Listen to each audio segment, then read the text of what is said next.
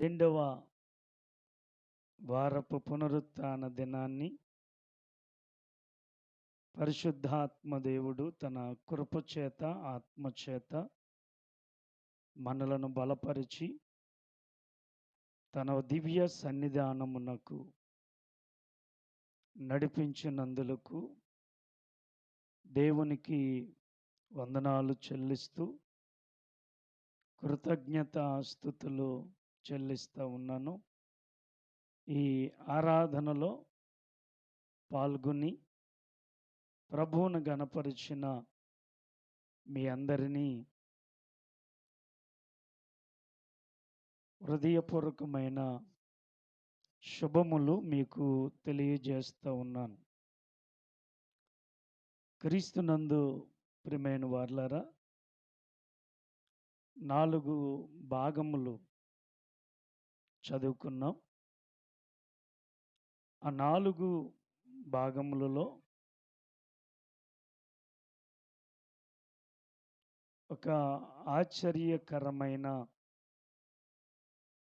పాఠము మనకు లభిస్తూ ఉంది. ఏమిటి అంటే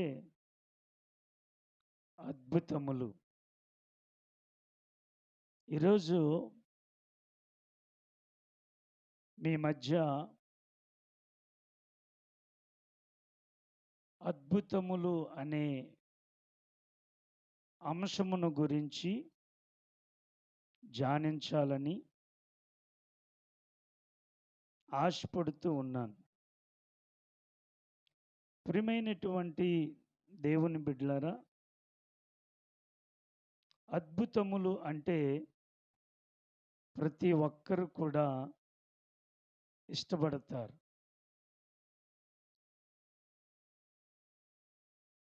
మా జీవితంలో గొప్ప అద్భుతాలు జరిగితే, గొప్ప ఆశ్చర్య కార్యాలు జరిగితే మేము ఎంత దంగికరమైన పరిస్థితుల్లో ఉంటామో అని చాలామంది మక్కువ చూపుతారు. ప్రియమైనటువంటి దేవుని బిడ్డలారా, మన జీవితంలో జరగాలని ఆశపడుతూ ఉంటాం.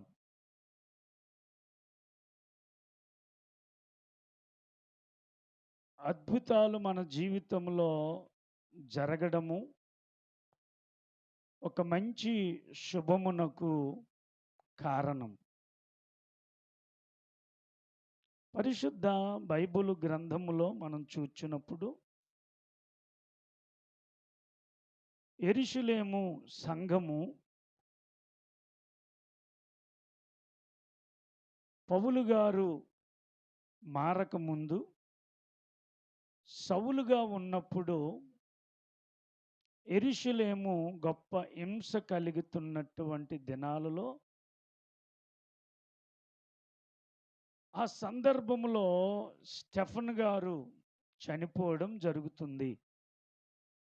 సంఘము చాలా దీన పరిస్థితుల్లోనికి వెళ్ళిపోయి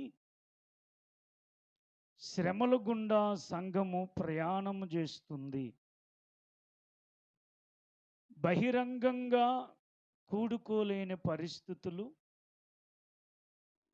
రహస్యముగా ఇంటిలో కూడా ప్రార్థన చేసుకోలేని పరిస్థితులు. అప్పుడు సౌలు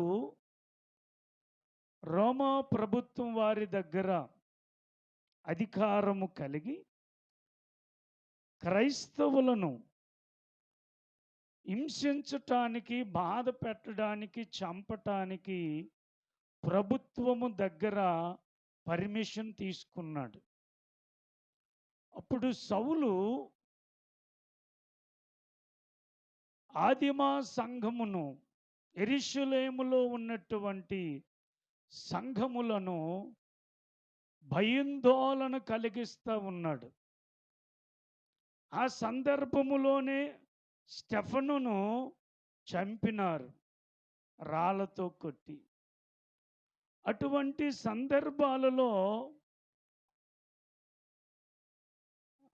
అపోస్తులు తప్ప అందరూ కూడా యూదయ, సమరయ ప్రాంతాలలో చెదిరిపోయారు, పారిపోయారు వారి ప్రాణాలు కాపాడుకోవడానికి. అటువంటి పరిస్థితులలో సువార్తికుడైన ఫిలిప్పు, ఈ ఫిలిప్పు గారు అపోస్తులకు వంట చేసేవాడు. ఈ వంట చేసినటువంటి ఈ యొక్క ఫిలిప్పు అపోస్తులకు సహకారులుగా ఉంటూ వారికి పరిచర్య చేసినటువంటి ఫిలిప్పు పరిశుద్ధాత్మను పొందుకొని పరిశుద్ధాత్మ ప్రేరణ ద్వారా ఆ ఏడుగురిలో స్టెఫను, ఫిలిప్పు అనువారు ఇద్దరున్నారు. ఈ ఏడుగురు దేవుని యొక్క సువార్తకు ప్రత్యేకింపబడిన వారు. వీరెవరంటే వంట చేసుకునేవారు, అపోస్తులకు పరిచర్య చేసినటువంటి వారు. వీళ్ళు ఎటువంటి వారంటే ప్రార్థనా పరులు, పరిశుద్ధాత్మను పొందిన వారు. వీరు వంట చేసిన వారే కానీ సామాన్యమైన వారు కారు. వీరు దేవుని ప్రేమను అనుభవించిన వారు, దేవుని చేత ప్రత్యేకింపబడి ఏర్పాటు చేసిన వారు.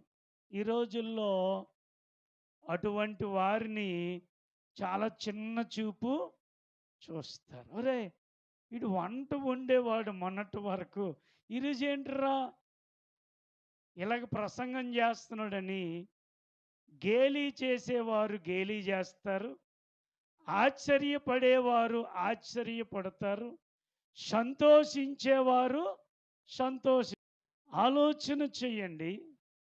సమాజము అటువంటి వారిని చులకనగా చేస్తారు, చిన్న చూపు చూస్తారు. ఇతడు వంట వండిన వాడే, పరిచారకుడే, సామాన్యమైన వాడే, ప్రియులారా అందరికీ పరిచర్య చేసేవాడే. కానీ ఇతగాడిని దేవుడు ఏర్పాటు చేసుకున్నాడు. అపోస్తులు అంటారు, ఇలాంటి వారు వంట చేయడం పనికిరాదు, వీళ్ళని దేవుని యొక్క రాజ్య సువార్త కొరకు వినియోగించాలని వారి మీద చేతులుంచి ప్రార్థన చేసినప్పుడు వారు పరిశుద్ధాత్మను పొందుతారు. ప్రియమైన దేవుని బిడ్డలారా, ఆ సందర్భంలో ఫిలిప్పు గారు సమరియా పట్టణం వైపు రాజ్య సువార్తను ప్రకటించటానికి ఇష్టపడతాడు. ఇష్టపడినప్పుడు ప్రియమైనటువంటి దేవుని బిడ్డలారా, ఆ పట్టణములో, సమరియా పట్టణములో అప్పటికే గారడి సీమోను అనేటువంటి వ్యక్తి తన మంత్ర తంత్రాల ద్వారా అనేక మంది చేత పొగిడింపబడతా ఉన్నాడు. వీడే గొప్పవాడని పిలిపించుకుంటున్నాడు. అటువంటి సందర్భాలలో ఫిలిప్పు సమయ ప్రాంతమునకు వెళ్ళి యేసయ్య ప్రేమను చాటుచు, యేసయ్య రాజ్య సువార్తను ప్రకటించుచు ఫిలిప్పు గారు అనేకమైన సూచక క్రియలు, అద్భుత కార్యాలు యేసయ్య నామమున జరిగిస్తూ ఉన్నాడు.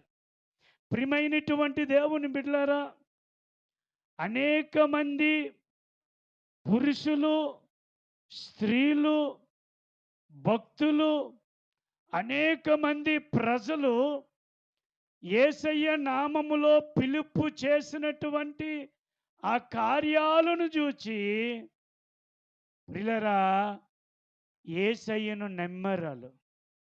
ప్రియమైనటువంటి దేవుని బిడ్డలారా, ఫిలిప్పు వారి మధ్య యేసయ్య నామములో అద్భుతాలు జరిగించటము చూస్తా ఉన్నాం. చదవండి ఒక్కసారి 8వ అధ్యాయం అపోస్తుల కార్యములు.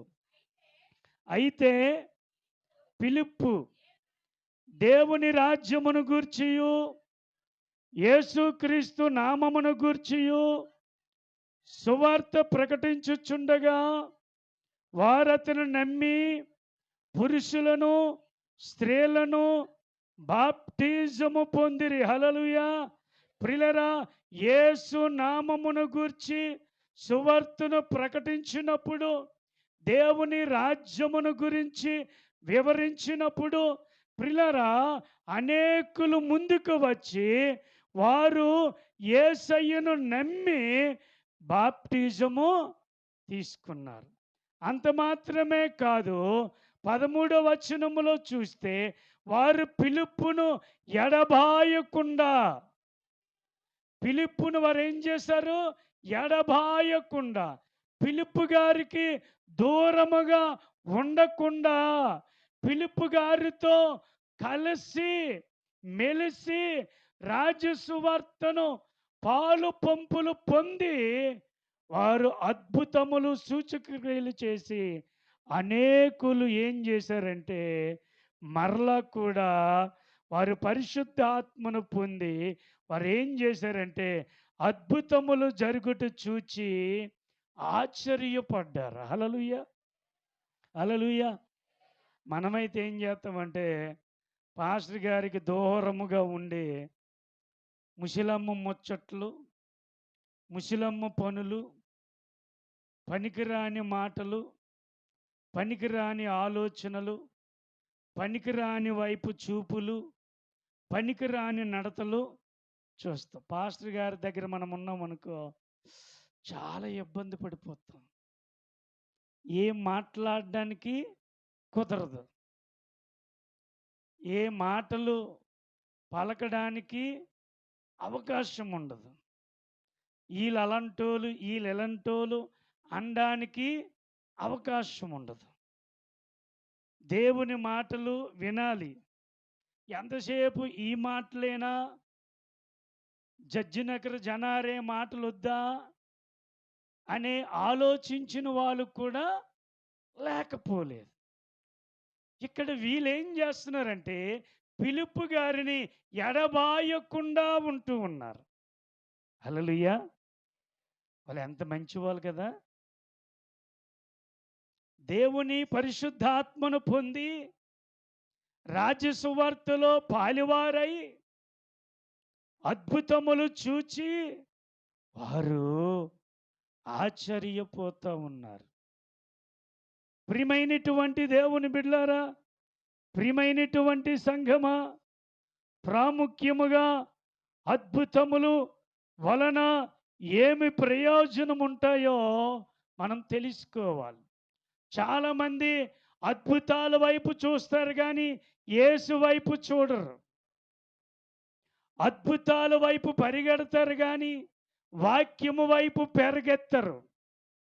ప్రియులారా, అద్భుతములు కావాలని ఆశపడతారు కానీ యేసయ్య చిత్తమునకు అప్పగించుకోవాలని ఆశపడరు.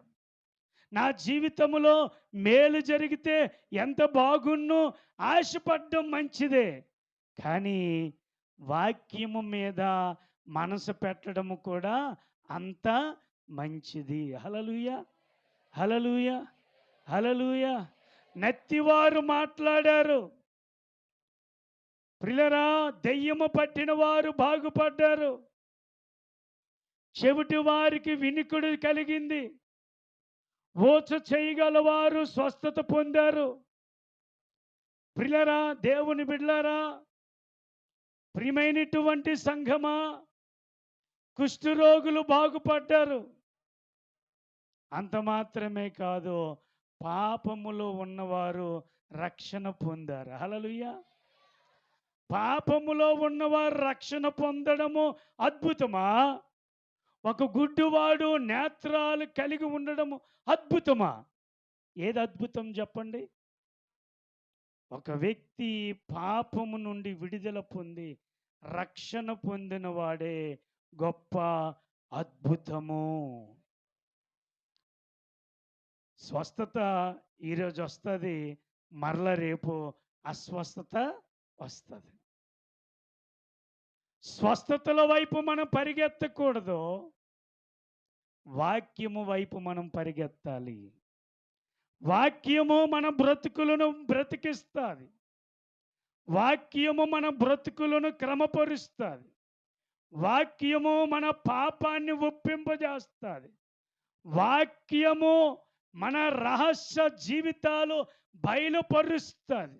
కాబట్టి ఒక వ్యక్తి పాపము నుండి, శాపము నుండి, దోషము నుండి, మలినము నుండి, నరకము నుండి, దెయ్యము చేతిలో నుండి విడిపింపబడి, ప్రియులారా, మలినము కడగబడి ఆ వ్యక్తి రక్షణ పొంది యేసు రక్తములో కడగబడి ఆ వ్యక్తి పరిశుద్ధాత్మను పొందితే ఆ వ్యక్తి జీవితము మహా అద్భుతము.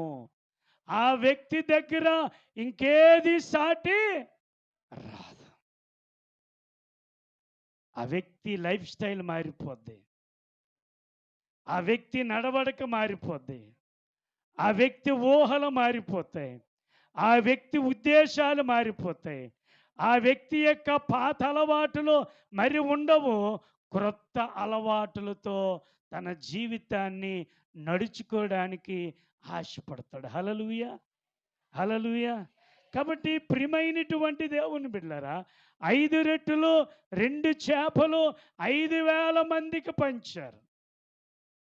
అద్భుతమే కదా.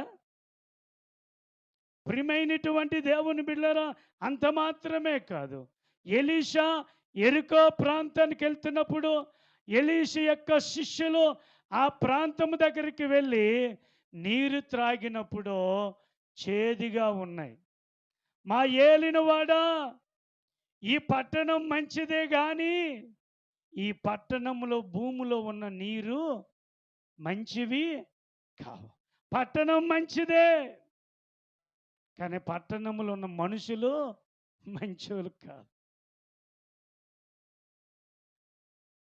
అందుకే పెద్దలు అంటారు, ఊరు గొప్ప పేరు గొప్ప ఊరు దెబ్బ అంటారు.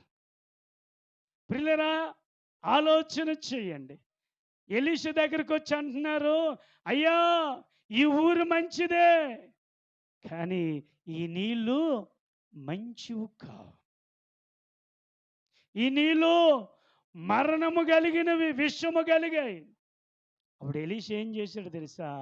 ఒక కొమ్మను తెంపి ఆ కొమ్మను ఆ నీటిలో వేశాడు. ఇప్పుడు త్రాగండి అన్నాడు. అద్భుతం జరిగింది.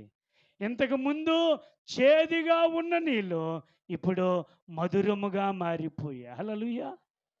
అద్భుతమా కాదా? అంత మాత్రమే కాదు, యేసుక్రీస్తు ప్రభుల వారు శిష్యులు సముద్రంలో ప్రయాణం చేసినప్పుడు తుఫాను వచ్చినప్పుడు ఆ తుఫాను బట్టి ఆ యొక్క నీటి ఆ యొక్క ఆ అలలకు పడవ కొట్టుకొని పోతూ ఇటు అటు భయముతో ప్రయాణము చేస్తున్నప్పుడు శిష్యులు అంటారు, యేసయ్యా మేము నశించిపోవటం మీకు చింత లేదా? అందుకేనా మమ్మల్ని ఈ సముద్రములో ప్రయాణము చేయమన్నావు? మేము నశించిపోతున్నాం, లెగు అన్నారు. యేసయ్య అన్నాడు, అల్ప విశ్వాసులారా ఎందుకు భయపడుతున్నారు? ఆ? మన బతుకు ఎలాగుంటాయి అంటే, చిన్నదానికి భయమే, పెద్దదానికి భయమే. చిన్న మాట అన్నా ఇరిగిపోతాం, పెద్ద మాట అన్నా అందరిలో ఉన్న పాస్టర్ గారు నన్ను ఇలాగ అనేసారు, అలాగనొచ్చేటప్ప అలాగనొచ్చేటప్ప అని పలుకుతారు కదా. చిన్న మాటకి నువ్వు అట్లా అయిపోతే యేసయ్య అల్ప విశ్వాసులు ఎంతకాలం రా మీతో ఉంటాను, విశ్వాసము లేని మూర్ఖతరము వాళ్ళరా అన్ని మాట పెద్దదా, ఈ మాట పెద్దదా? ఏ మాట పెద్దది? నా మందిరాన్ని దొంగల గుహగా చేశారు, భ్రష్టులారా అన్నాడు. ఆ మాట పెద్దదా, ఈ మాట పెద్దదా? చెప్పండి. పిల్లరా గమనించండి, ఆలోచన చేయండి. ఆ సమయంలో గాలిని, తుఫానును ప్రభు గద్దించిన వెంటనే మిక్కిలి నిమ్మలమే. వాళ్ళు అంటున్నారు, ఈ గాలి సముద్రం ఈయనకి లోబడుతుంది, ఈయన ఎవరు? ఆయనతోనే ఉన్నారు, ఆయన గుడ్డే కట్టుకుంటున్నారు, ఆయన తిండే తింటున్నారు, ఆయన గాలే పీలుస్తున్నారు, ఆయన వాతావరణం పెరుగుతున్నారు. ఏమంటున్నారు? ఈయన. వాళ్ళకి మనకేమైనా తేడా ఉందా? మనము కూడా అప్పుడప్పుడు అటువంటి మనస్తత్వాలే ఏలుబడిచాయి. యేసయ్య ఉంటే నాకెందుకప్ప ఇలాగ జరుగుతుంది? యేసయ్య ఉంటే నా పిల్లలకి ఎందుకయ్య ఇలా జరుగుతుంది? నువ్వు దొంగ ప్రార్థన చేస్తున్నావు, అందుకే ఇలాగ జరిగింది అనే వాళ్ళు లేరా? ప్రియమైనటువంటి దేవుని బిడ్డలారా, ప్రియమైనటువంటి సంఘమా, అద్భుతములు ప్రతి వారి ఎడల దేవుడు చేస్తాడు. అయితే నీ మనసు అద్భుతముల మీదే ఉండకూడదు కానీ, అద్భుతములు జరిగిస్తున్న యేసయ్య మీద నీ మనసు ఉండాలి. హల్లెలూయా. అద్భుతములు జరుగుట మంచిదే, అయితే మన మనసు అద్భుతముల మీదే ఉండకూడదు. అద్భుతములు జరిగించిన యేసయ్య మీద మన మనసు ఉండాలి.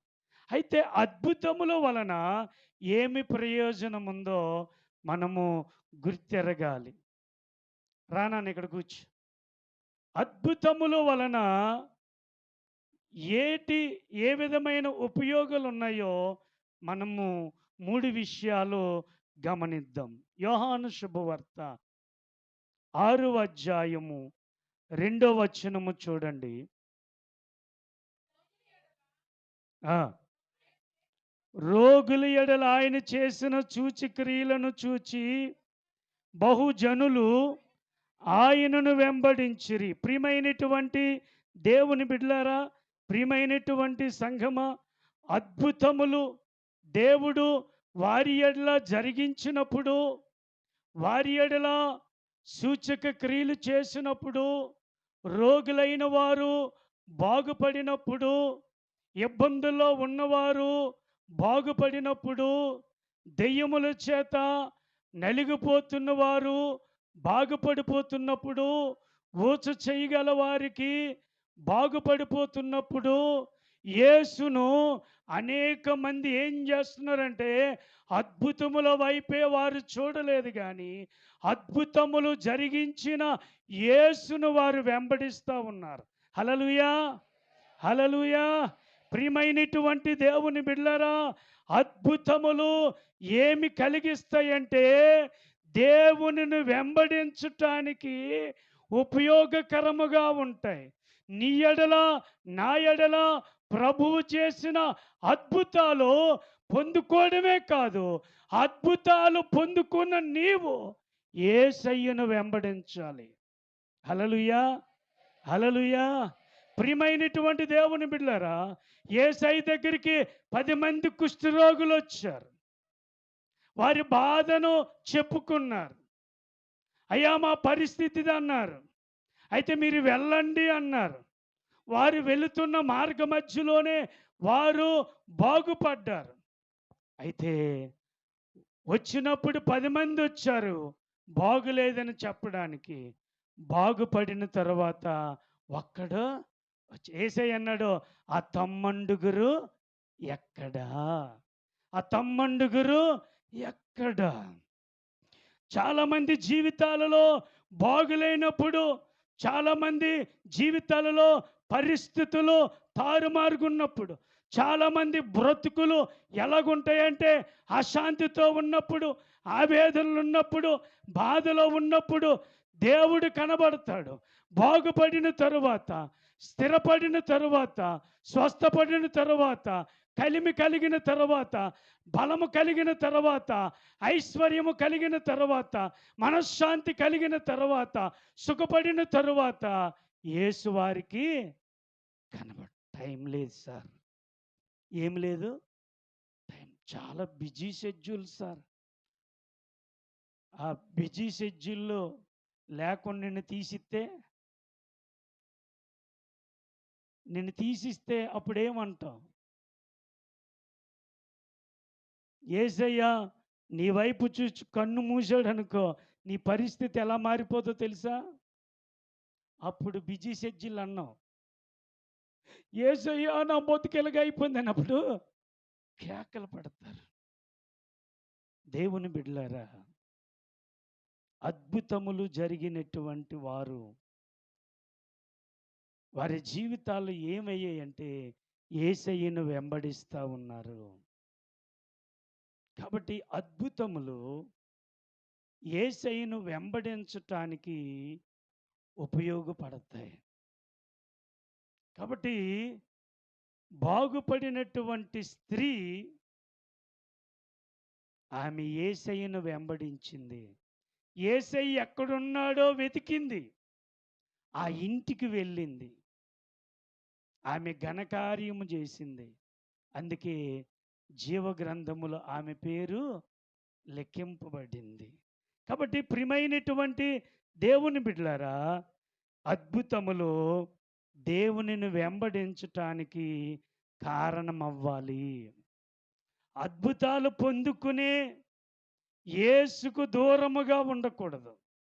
అద్భుతములు పొందుకున్న నీవు యేసయ్యను వెంబడించటం నేర్చుకోవాలి. రెండవదిగా, అద్భుతముల వలన ఏమి ప్రయోజనం ఉంటుందంటే చూడండి, యోహాను శుభవార్త 2వ అధ్యాయం 11వ వచనము చూడండి. గలిలయలోని కానాలో యేసు మొదట సూచక్రియ చేసి తన మహిమను బయలుపరచును. అందువలన ఆయన శిష్యులు ఆయన యందు విశ్వాసం ఉంచిరి. ఈ అంశం మనకు అందరికీ తెలుసు. కానాలో పెండ్లి జరిగింది. ఆ పెండ్లి జరిగినప్పుడు ద్రాక్ష రసం అయిపోయింది. యూదుల యొక్క సాంప్రదాయం ఏంటంటే, విందుకు వచ్చిన వారు అతిథులకు మర్యాద చేసే అలవాటు వారికి ఉంటుంది. మనము మంచినీళ్ళు ఇస్తాం కదా, మంచినీళ్ళ తర్వాత ఏమిస్తాం? డ్రింక్ ఇస్తాం కదా. డ్రింక్ ఇచ్చిన తర్వాత ఏమిస్తాం? మిక్చరు, స్వీటు ఇస్తాం కదా. ఎలిజిబుల్కి వెళ్తే ఇస్తామేమో. కొంతమంది పడక్ పడక్ తినేస్తారు, కొంతమంది అనుమానంకి సిగ్గుకి తినరు కదా. నిజమే లేదా? ప్రియమైనటువంటి దేవుని బిడ్డలారా, వారు ఎలా భావిస్తారంటే, ఏమైనా కొరత వస్తే వారు చనిపోనుతో సమానంగా భావిస్తారు. అంటే అంత ప్రెస్టేజ్గా తీసుకుంటారు. వారు లోటు వస్తే ఇంట్లోనికి వెళ్ళి తలుపు వేసి ఉరి వేసుకునే పరిస్థితి యూదులకు ఉండేది. అంటే అవమానం భరించలేరు ఇంకా. అప్పుడు మరియమ్మ గారు ప్రభు దగ్గరికి వెళ్ళి, అయ్యా అయిపోయింది, నువ్వే చేయగలవు, ఏదో ఒకటి చేయి. అప్పుడు యేసయ్య ఆ 6 రాతి బాణల నిండా నీళ్లు నింపమన్నాడు. నింపమని వారిని ఏం చెప్పాడంటే, మీరు ఆ నింపబడిన రాతి బాణల్లోండి మీరు తీసుకొని వెళ్ళండి. వారు ఏం వేశారు? అందులో నీళ్ళు వేశారు. వీళ్ళు ఏం తీసుకెళ్తున్నారు? నీళ్ళే తీసుకెళ్తున్నారు. మధ్యలోకి వెళ్ళేసరికి ఆ నీళ్ళు ద్రాక్ష రసముగా మారిపోయాయి. హల్లెలూయా! అద్భుతమా కాదా? ఆశ్చర్య కార్యమా కాదా? ఇప్పుడు ఇది జరిగినది ఎవరికి తెలుసు? శిష్యులకును ప్రభువునకే తెలుసు. ఇప్పుడు ప్రియమైనటువంటి దేవుని బిడ్డలారా, ఆ విందు ప్రధాని అంటాడు, రే పిలిచి ఎవడైనా మొదట మంచి రసం ఇస్తాడు, తరువాత జబ్బు రసం ఇస్తారు. మీరేంట్రా ముందు జబ్బు రసం ఇచ్చి ఇప్పుడేంట్రా మంచి రసం ఇస్తున్నారు? ఏదో మీరు తేడాగా ఉన్నారు అన్నాడు. ఆ తేడా ఏంటో వీళ్ళకి తెలుసు. ఎలాగుందంటే మధురముగా ఉంది. ప్రియులారా, యేసు రాక నీ జీవితములకు, యేసు రాకముందు నీ జీవితము ప్రియులారా వెలితి, కొరత, జబ్బు రసం. యేసయ్య మన జీవితములకు ఎప్పుడైతే వచ్చాడో, మన హృదయములు ఎప్పుడైతే నివాసం చేశాడో, మన జీవితాలు ఎలా మారాలో తెలుసా? మధురంగా ఉన్నాయా? ఇలా వాసన చూస్తే మధురం వస్తుందా నీకు? నీ మాట విన్నా, నీ చూపు చూసినా, నీవు క్రియలు చూసినా యేసయ్య నీలో కనబడతాడా? మీరెవరమ్మా? మేమండి క్రైస్తవులము. మీరెవరండి? ఆ మాట రాని కొద్ది రోజులు ఉన్నాయి ఇంకా, అప్పుడు చెప్పాలి ఆ మాట. ఎవరండి? మేమండి క్రైస్తవులం. మరి క్రీస్తు ఉన్నాడా నీలో? మధురముందా? చిన్నదానికి పెద్దదానికి మూతి ముడుచుకున్న బతుకులా? ఎలాగుంది నీ బ్రతుకు? మధురముగా ఉందా? యేసు నీ హృదయములో ఉన్నాడా? ఆ ద్రాక్ష రసము మొదట జబ్బు రసం ఇచ్చారట, తరువాత మధురకరమైన రసం ఇచ్చారంట. యేసునకు పొందుకునేటువంటి మన జీవితాలు మధురముగా ఉండి ఏం చేశారంటే, వారు యేసయ్యను విశ్వాసం ఉంచారు. హల్లెలూయా, హల్లెలూయా. యేసునందు వారు ఏముంచారు? విశ్వాసం ఉంచారు. అద్భుతములు దేవుని నామమందు విశ్వాసం ఉంచుటకు కారణమయ్యాయి. కాబట్టి ప్రియమైన దేవుని బిడ్డలారా, వారు ఎప్పుడైతే అద్భుతం చూశారో వారు యేసును నమ్మడము మొదలెట్టారు. కీర్తన యోహాను శుభవార్త 2వ అధ్యాయం 23వ వచనం చూడండి. ఆ ఆ పండుగలో అనేకులు ఆయన చేసిన సూచక్రియలను చూచి ఆయన నామమందు, చూసారా, ఆయన చేసిన అద్భుతాలు చూసినటువంటి ప్రజలు ఆయన మీద విశ్వాసం ఉంచారు. అనేక సంవత్సరాల నుండి దేవుని దగ్గరికి వస్తున్న మనము, అనేక సంవత్సరాల నుండి వాక్యము ఆలకించిన మనము, అనేక సంవత్సరాల నుండి బాప్టిజం తీసుకొని దేవుని పిల్లలమని చెప్పుకున్న మనము యేసునందు ఎటువంటి మనసు ఉంచుచున్నాం. హల్లెలూయా. మేలు జరిగితే యేసయ్య మంచోడు, మనకు కీడు జరిగితే యేసయ్య ఏంటో, యేసయ్య ఏంటి చెప్పర్రా? యేసయ్య మా మీద ప్రేమ లేదండి.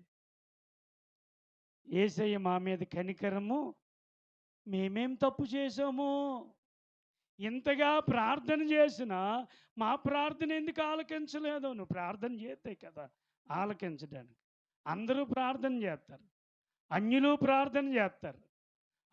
ప్రార్థన చేస్తారు, ముస్లిమ్స్ ప్రార్థన చేస్తారు, జైనులు ప్రార్థన చేస్తారు. మనకన్నా ఆలే గొప్పగా మందిరం దగ్గరికి వచ్చి చెప్పులు ఇప్పేసి అని అంటారు. మనము డైరెక్టర్కి వచ్చేసి కూర్చుని పోతాం. ప్రార్థన చేస్తామా? మోకరిస్తామా?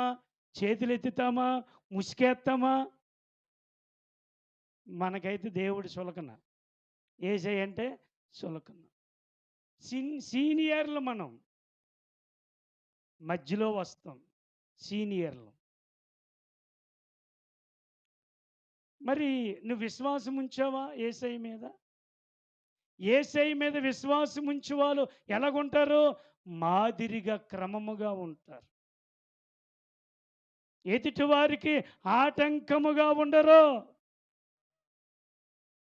కాబట్టి ప్రియమైనటువంటి దేవుని బిడ్డలారా, దేవుని సూచక క్రియలు అద్భుతములు చూచినటువంటి వీరు ఆయన యందు విశ్వాసముంచుచున్నారు. దేవుని బిడ్డలమైన మనము మరణము వరకు విశ్వాసమును కాపాడుకోవాలి. ఏం చేయాలా? విశ్వాసమును. ఎందుకంటే పౌలు అన్నాడు, విశ్వాసం అందరికీ లేదు అన్నాడు. మన యేసన్న ఏమన్నాడు తెలుసా? నేను వచ్చినప్పుడు విశ్వాసాన్ని కనుగొంటాను అన్నాడు. అంటే ఎంత ప్రమాదమో చూడండి. నువ్వు ప్రార్థన చెయ్యొచ్చు, అది పెదవుల గుండా వస్తుంది. నువ్వు ప్రార్థన చేస్తున్న కన్నీరు ఎందుకు రావట్లేదు? నువ్వు ప్రార్థన చేసిన పాపం ఎందుకు ఒప్పుకోవట్లేదు? రోజుకి ఒక పాపమైన చేయవా? రోజుకి అరపాపమైన చేయవా? నాయన ఈరోజు ఈ పాపం చేశానని నువ్వు ఎత్తుతున్నావా? ఎత్తలేదు. మరి నువ్వేం చేసినట్టు? ఆ చేసిన పాపము ఎత్తి బయలుపరుస్తున్నావా?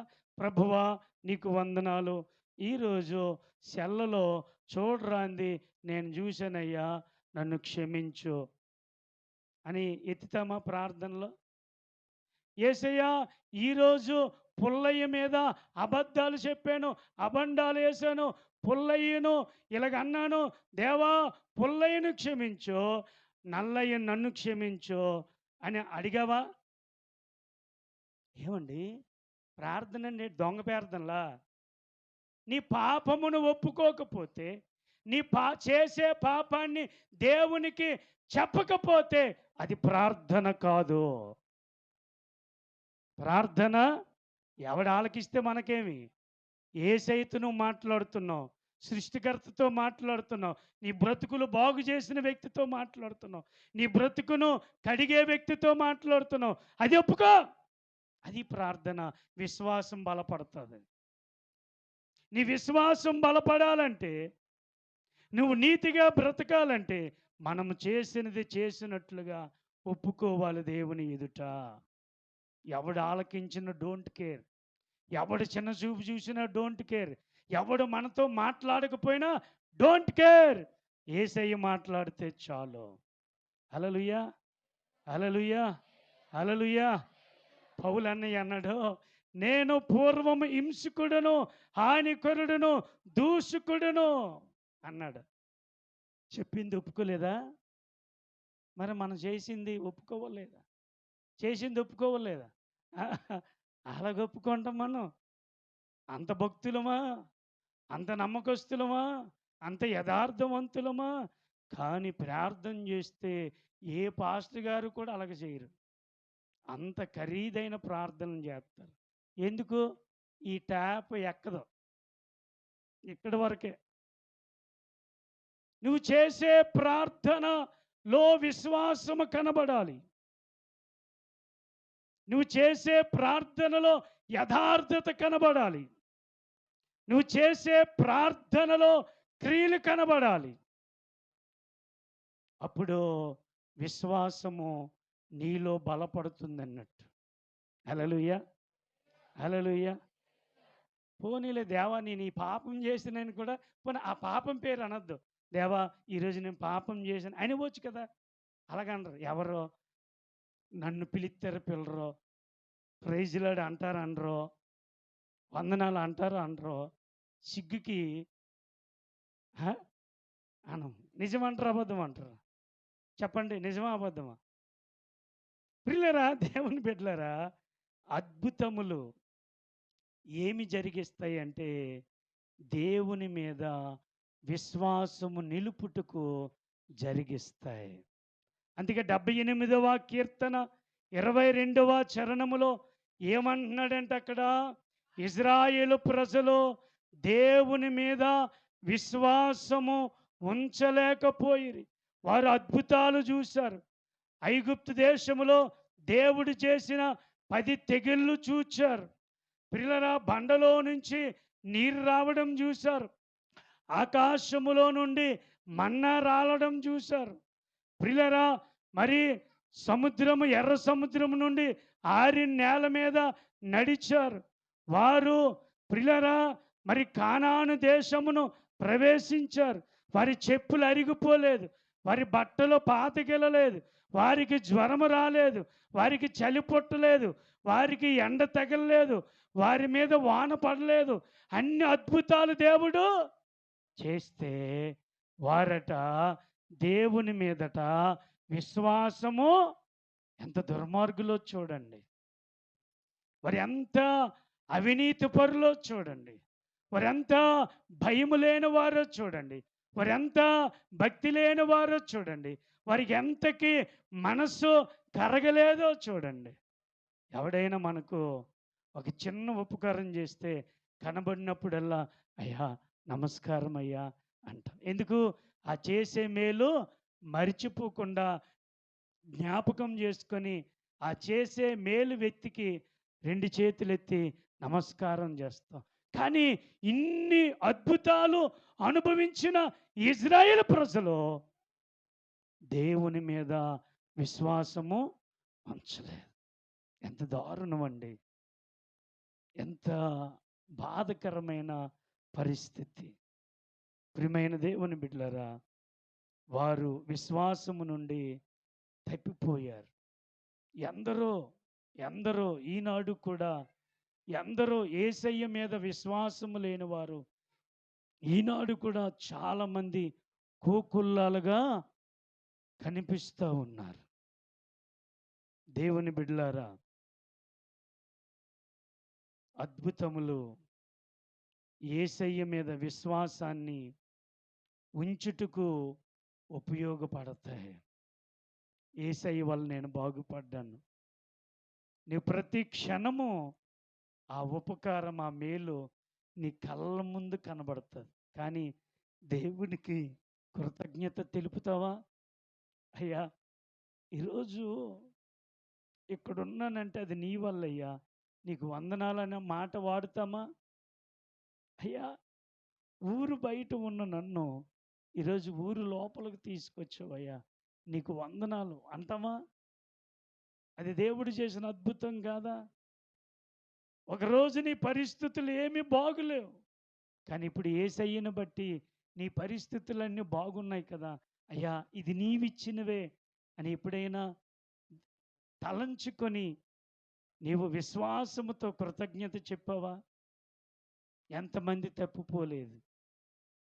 ఎంతమంది విశ్వాసము లేని మూర్ఖుల్లాగా లేరు ఈ రోజుల్లో? వాక్యం వింటున్న వారులారా, దేవుని యందు విశ్వాసము కలిగి మనము వెంబడించాలి.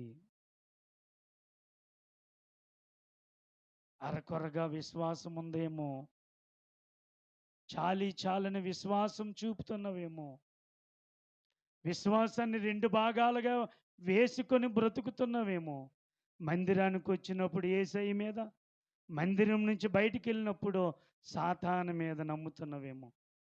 ఒకసారి ఆలోచన చేయి. ప్రియమైన దేవుని బిడ్డలారా, ప్రియమైనటువంటి సంఘమా, ఎంతోమంది విశ్వాసములో నుండి తొలగిపోయారని దేవుని లేఖనాలు సెలవిస్తున్నాయి. దేవుని బిడ్డలమైన మనము యేసయ్య మీద ఎన్నడను విశ్వాసము తొలగకూడదు, నమ్మకము తప్పకూడదు. కాబట్టి అద్భుతములు ఏం చేస్తాయంటే యేసయ్య మీద విశ్వాసమును నిలుపుటకు ఉపయోగపడతాయి. 3వదిగా చెప్పి నేను ముగిస్తాను. అద్భుతములు ఏమి తెలియజేస్తాయంటే దేవుని శక్తిని తెలియజేస్తాయి. దేవుని శక్తిని తెలియజేస్తాయి.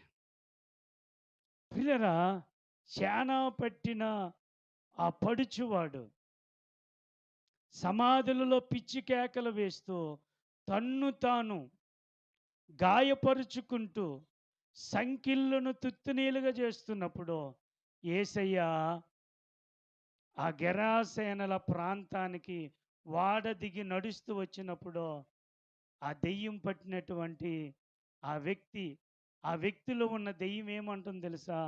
సర్వోన్నతుడైన దేవుని కుమారుడా, మాతో నీకేమి? ఎవరు మాట్లాడుతున్నారు? దెయ్యం మాట్లాడుతుంది. ఎవరు ముందొచ్చారు యేసయ్య ముందుకి? దెయ్యం వచ్చింది. మనుషులు వచ్చారా? మనుషులు రాలే. చూసారా ఎంత ఆశ్చర్యము? దెయ్యం వచ్చి దెయ్యం అంటుంది, ఓ సర్వోన్నతుడైన దేవుని కుమారుడా, మాతో నీకేం పని? మమ్మను నశింపజేయుటకు. అంటే వాటికి ఎందుకు వచ్చాడో తెలుసో, దేనికోసం వచ్చాడో తెలుసో. మనం దేవుని మందిరానికి ఎందుకు వస్తున్నామో మనకు తెలుసా తెలీదా? దేవుని మందిరానికి దేనికి వస్తున్నామో తెలుసా తెలీదా? దేవుని మందిరాన్ని ఏం పట్టుకెళ్ళడానికి వస్తున్నామో తెలుసా తెలీదా?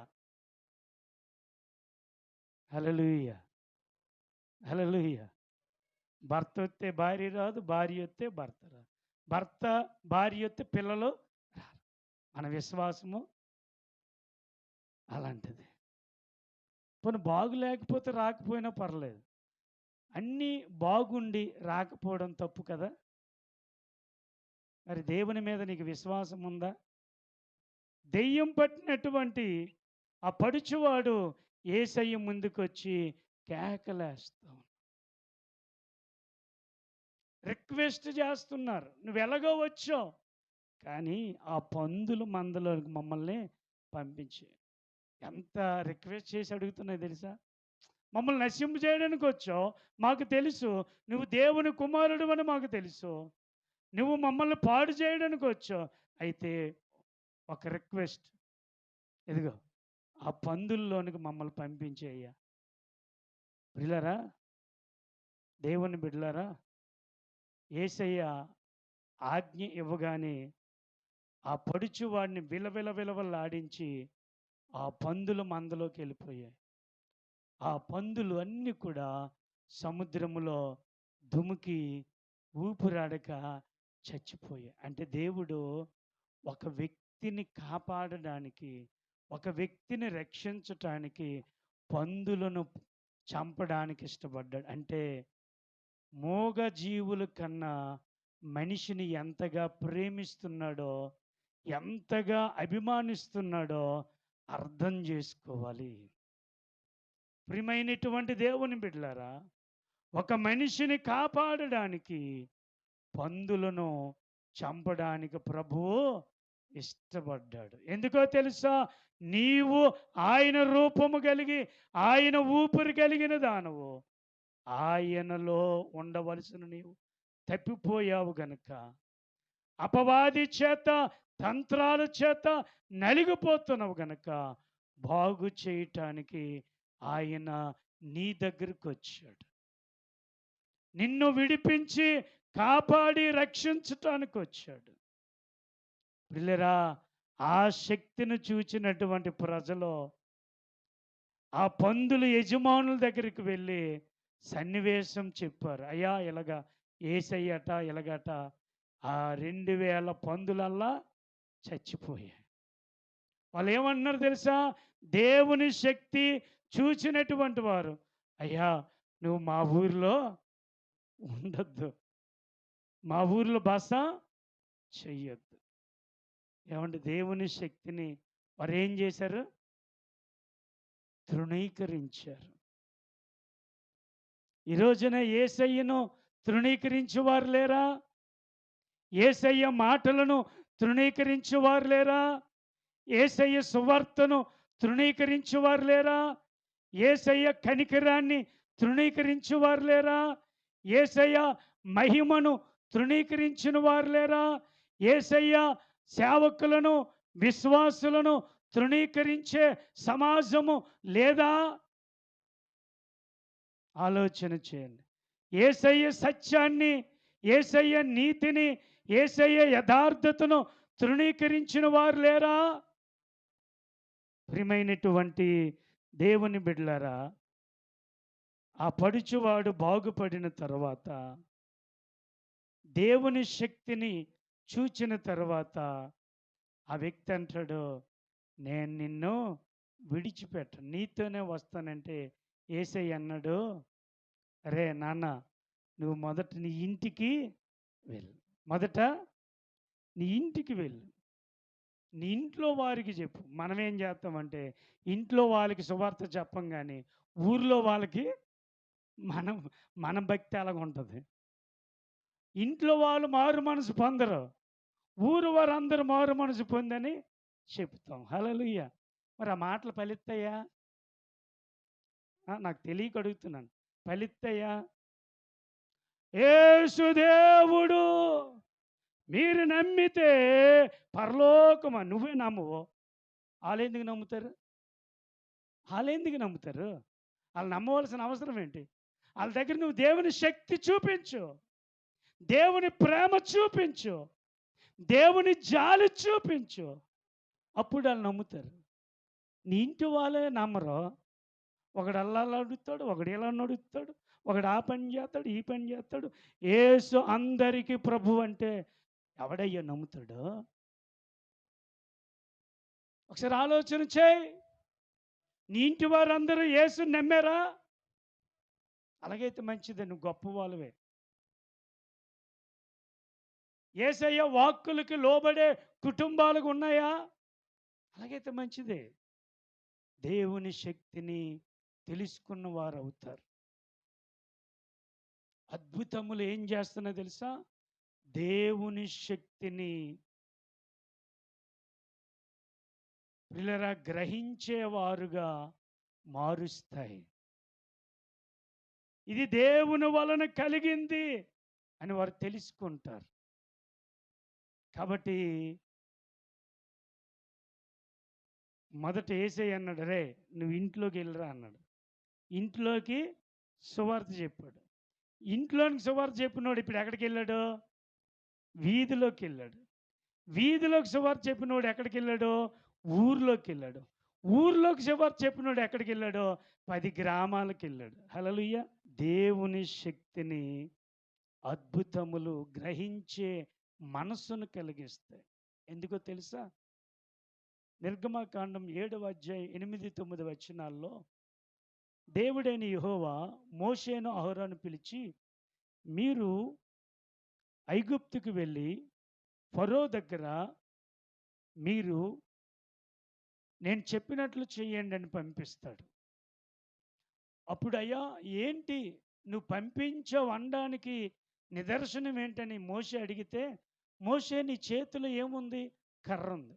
అయితే కర్రను పడే అన్నాడు. కర్ర పాము అయిపోయింది. మోషే అహరోను ఆశ్చర్యపోయారు.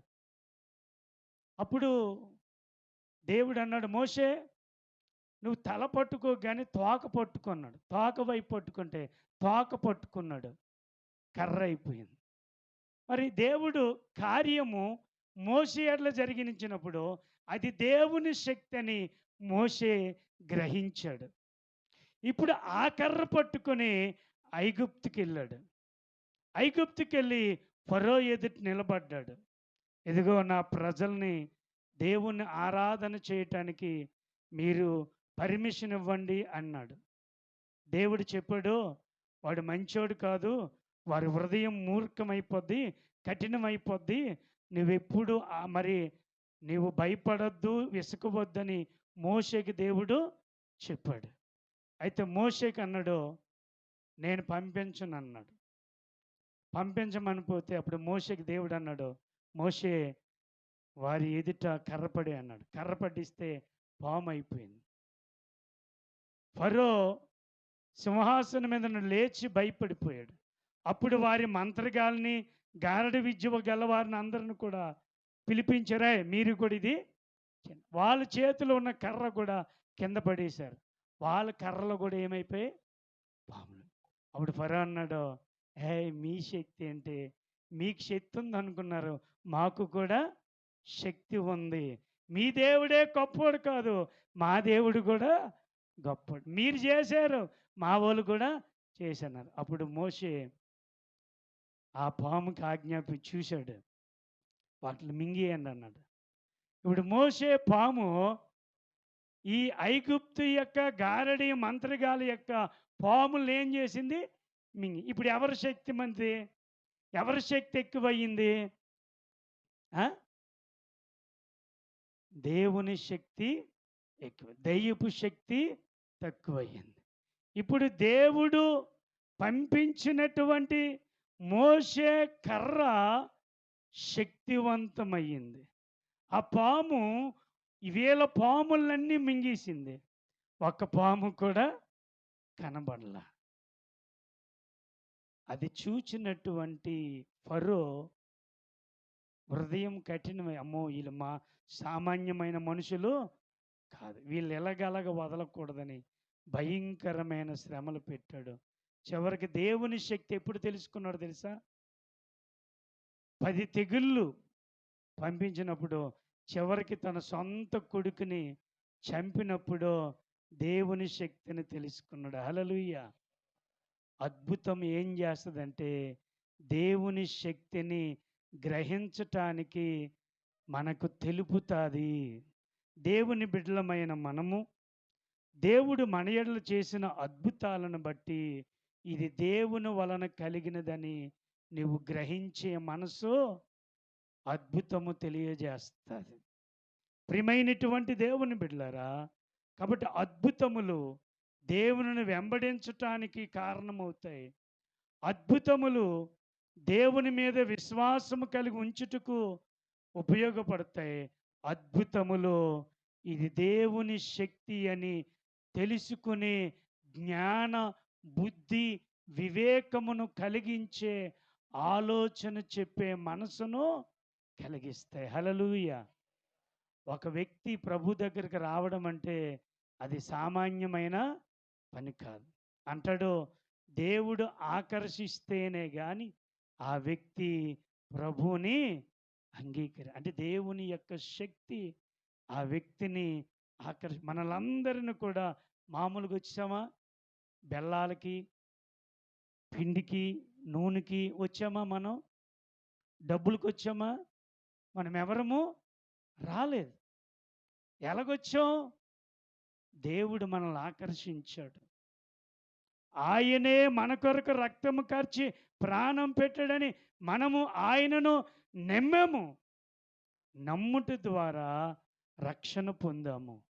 నమ్ముట ద్వారా దేవుని పిల్లలమని ఇప్పుడు మనల్ని పిలుస్తున్నారు. అది దేవుని శక్తి అని గ్రహించాలి. ప్రియమైన దేవుని బిడ్డలారా, ప్రియమైనటువంటి సంగమా, షడ్రక్, మెషక్, అబెద్నెగోను వారు, మా దేవుడు ఒకవేళ మమ్మల్ని రక్షింపకపోయినా నువ్వు పెట్టించే ప్రతిమకు మేము నమస్కారము చేయము. 7 అగ్నిగుండం పెట్టారు, అగ్నిగుండములు పడేశారు. పడేసేవారు కాలిపోయి చచ్చిపోయారు, పడిపోయిన వారు చావలేదు. హల్లెలూయా. ఎంత అద్భుతం అండి!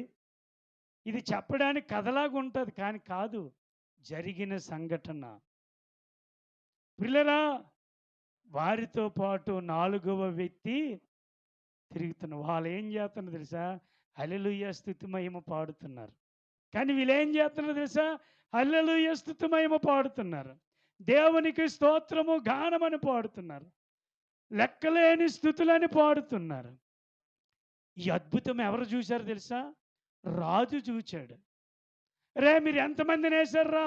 బాబు 3 వేసాం. మరేంట్రా 4వ వాడు దేవతల ముఖము రూపము కలిగిన వాడు ఉన్నాడు అన్నారు. ఆశ్చర్యపోయాడు.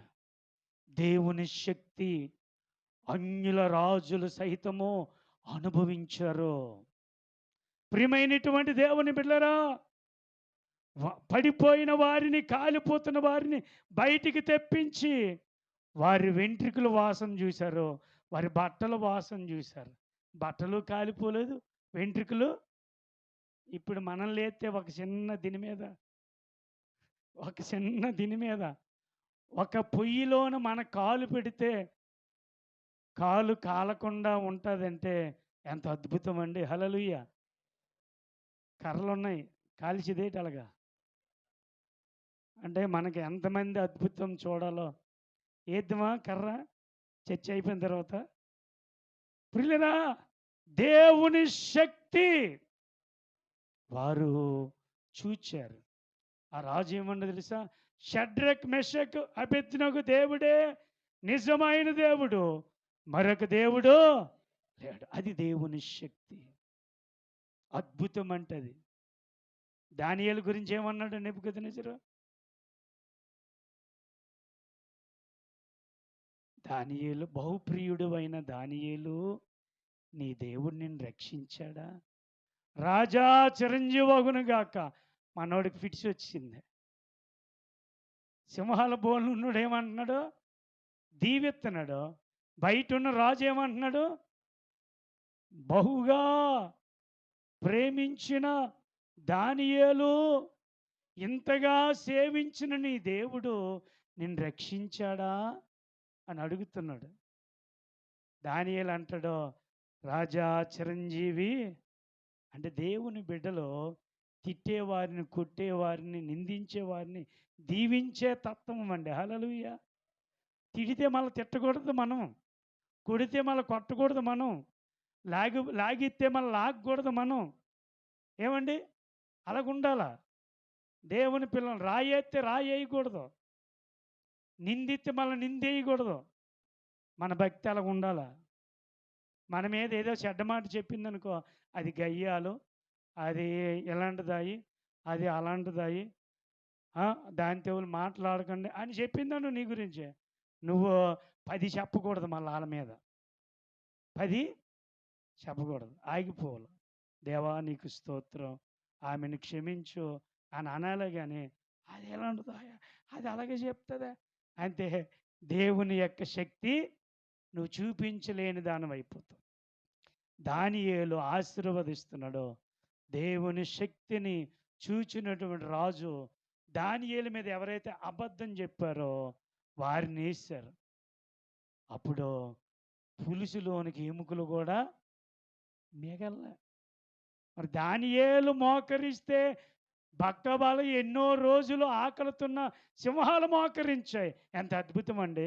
మనం మాదిరి కలిగిన వాళ్ళం, దేవుని శక్తిని పొందుకున్న వాళ్ళం. నీ దేవుని శక్తి నీ ద్వారా ఇతరులు తెలుసుకోవాలి.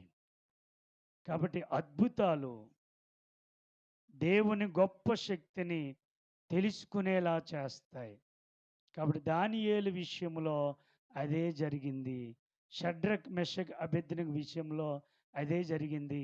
మోషే విషయంలో అదే జరిగింది. అద్భుతాలు వారి జీవితాలని ప్రభావవంతం చేశాయి. ఏలియా చనిపోయిన వ్యక్తిని లేపాడు. ఎలీషా చనిపోయిన వ్యక్తిని లేపాడు. పేతురు చనిపోయిన వ్యక్తిని లేపాడు. ఎంత అద్భుతం అండి. ఆ అద్భుతము దేవుని శక్తిని తెలుసుకునేలా చేశారు. దేవుని యొద్దకు వచ్చిన మనం దేవుని శక్తిని నీ ద్వారా అనేకులు తెలుసుకునేలా జీవించాలి. కాబట్టి అద్భుతాలు గొప్పవి, అద్భుతాలు జరగడము చాలా మంచిది. ఆ అద్భుతాల వల్లే నీ మనసు ఉండకూడదు, కానీ అద్భుతములు చేసిన యేసయ్య మీద మనసు ఉండాలి. అద్భుతములు నిన్ను ఏ విధంగా ప్రయోజనకరంగా చేస్తాయంటే ఆయనను వెంబడించటానికి ఉపయోగపడతాయి. ఆయన మీద విశ్వాసం ఉంచి ఆనుకోవడానికి ఉపయోగపడతాయి. ఆయన శక్తిని గ్రహించేటట్లు, దేవుని శక్తిని తెలుసుకునేటట్లు ఉపయోగపడతాయి. హల్లెలూయా. ఇది నా వల్ల జరగలేదు, ఇది దేవుని శక్తి వలన జరిగింది. హల్లెలూయా అనే జ్ఞాన హృదయము మనకొస్తాయి. సాధారణంగా నువ్వు ప్రార్థన చేసినప్పుడు నువ్వు ప్రార్థన చేసిన వెంటనే బాగుపడిపోతారు. ఒకవేళ దెయ్యాలు పడితే ఆ వ్యక్తి బాగుపడు, దెయ్యాలు విడిపోతారు. అప్పుడు నీకు ఎలాంటి ఆలోచన వస్తుంది?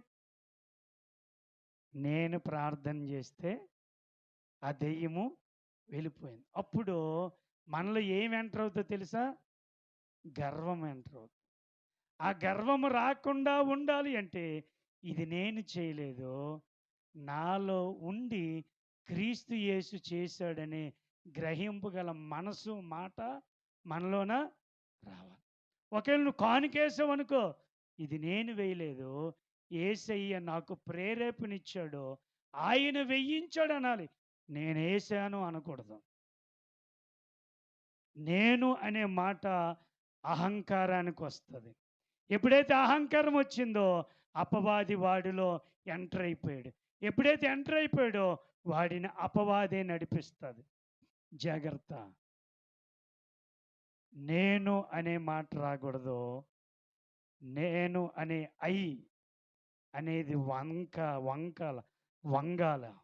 ఐ అనేది వంగితే సీగా మారుతుంది.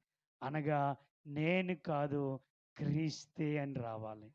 హల్లెలూయా, హల్లెలూయా, హల్లెలూయా, హల్లెలూయా.